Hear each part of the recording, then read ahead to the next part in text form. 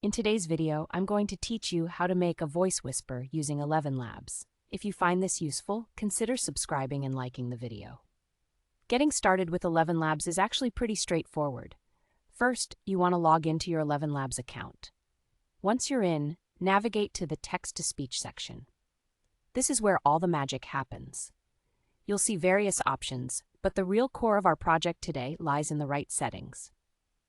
Now, once you're in the text-to-speech area, you'll want to make sure you have the correct model selected.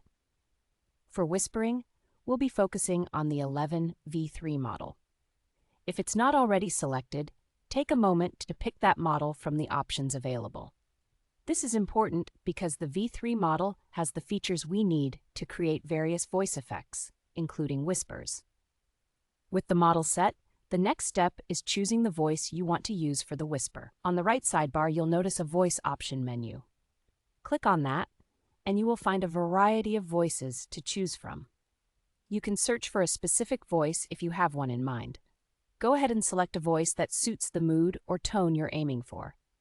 This is your chance to make it personal. Next, it's time to craft your whisper.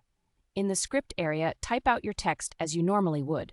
But here's the trick. To cue the system to whisper a specific part of your text, you'll need to insert the word whisper in square brackets right before the specific phrase you want whispered.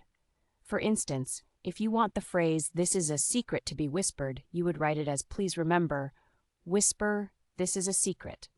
This little cue tells the software specifically which part of the text to alter in tone and delivery. Once you've got your text just the way you want it, it's time to hear it in action. Click on the Generate Speech button to process the audio. Give it a moment.